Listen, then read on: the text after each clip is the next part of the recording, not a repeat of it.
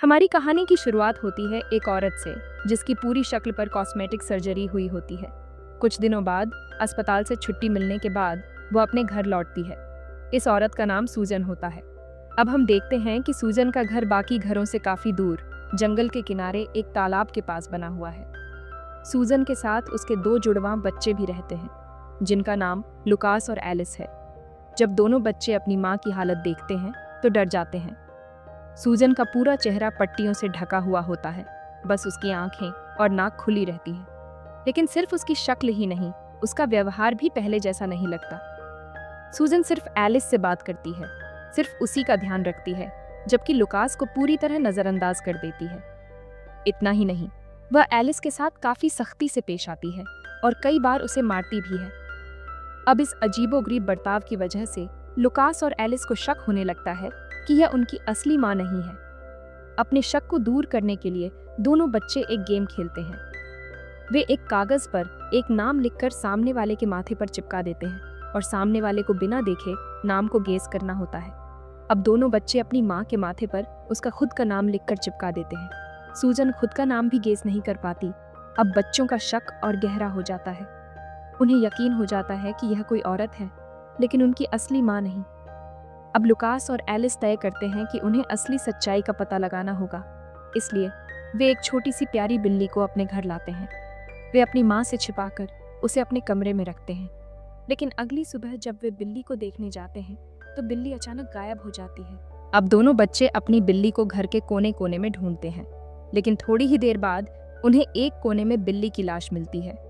इस खौफनाक मंजर को देखकर उनका शक और भी गहरा हो जाता है, क्योंकि उनकी असली माँ तो जानवरों से बहुत प्यार करती थी, तो फिर बिल्ली को कोई इस तरह मार कैसे सकता है। अब दोनों बच्चों को यकीन हो जाता है कि यह औरत उनकी माँ नहीं है। अब लुकास और एलिस ठान लेते हैं कि वे इस औरत को टॉर्चर करके सच उगलवाएंगे।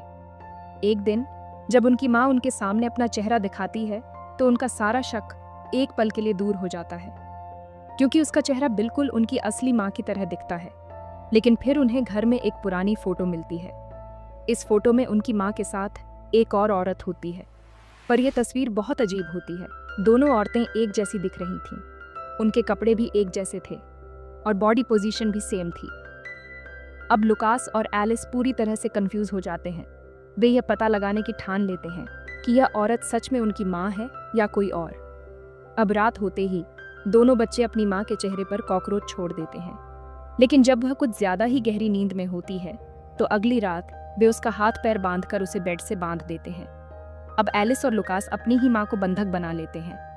उनका सिर्फ एक ही सवाल था, हमारी असली माँ कहाँ है। लेकिन वह औरत बार बार यही कहती रही, मैं ही तुम्हारी माँ हूँ। बच्चे उसकी कोई भी बात सुनने को तैयार नहीं थे। अब वे उसे धीरे धीरे टॉर्चर करना शुरू कर देते हैं। एलिस कहता है, हमारी असली माँ के चेहरे पर एक तिल था, लेकिन तुम्हारे चेहरे पर नहीं। इसके बाद वे और भी अजीब अजीब सवाल पूछते हैं। जब वह औरत बार बार यही कहती है कि वह उनकी माँ है, तो गुस्से में आकर वे एक लेजर ग्लास की मदद से सूरज की किरणों से उसका चेहरा जलाने लगते हैं। औरत जोर जोर से चिल्लाने लगती है तो बच्चे उसका मुंह पकड़कर उसके होंठों पर ग्लू लगा देते हैं। लेकिन अब एक नई परेशानी खड़ी हो गई। वह ऐसे कितने समय तक चुप रह सकती थी। अब उसे खाना भी खिलाना पड़ेगा। जब दोनों बच्चे कैंची की मदद से उसके मुंह को खोलने की कोशिश करते हैं तो गलती से वे उसके होंठ काट देते हैं। अब उसके मुंह से तेजी से खून निकलने लगता है। ये देखकर एलिस डर जाता है और उसका दिल पिघलने लगता है। उसे लगने लगता है कि शायद ये सच में उनकी असली माँ ही है। अब वह उसका हाथ पैर खोलने की सोचता है, लेकिन लुकास एलिस को ऐसा करने से रोक देता है। अब इनकी माँ बच्चों से एक डील करने की कोशिश करती है। वह कहती हैं, मैं तुम दोनों से बिल्कुल पहले की तरह प्यार करूंगी। हम एक खुशहाल परिवार की तरह रहेंगे। बस इस बार मुझे छोड़ दो। लेकिन ये शातिर बच्चे उसकी चालाकी को समझ जाते हैं। अब वे अपनी माँ का फाइनल टेस्ट लेने का फैसला करते हैं। वे उसे उस मरी हुई बिल्ली के सामने बैठा देते हैं, जिसके बारे में उनका मानना था कि इसे उनकी माँ ने मारा है। पर सच्चाई क्या थी? क्या वाकई उनकी माँ ही बिल्ली की मौत की जिम्मेदार थी? यह कहानी इस रहस्य को पूरी तरह से नहीं दिखाती। अब बच्चे फिर से अपनी माँ से वही सवाल पूछते हैं, हमारी असली माँ कहाँ है?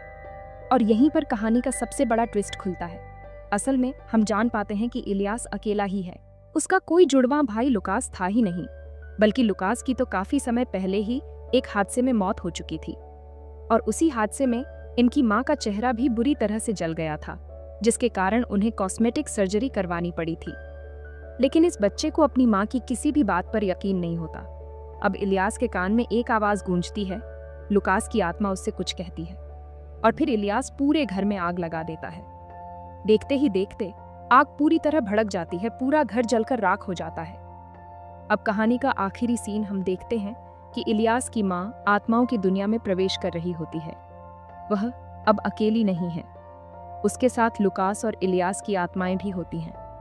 वह मुस्कुराकर दोनों को देखती है, उनसे प्यार से बातें करने लगती है और इसी रहस्यमयी मोड़ के साथ ये कहानी खत्म हो जाती है। अगर आपको यह कहानी पसंद आई तो हमारे चैनल को सब्सक्राइब करना ना भूलें।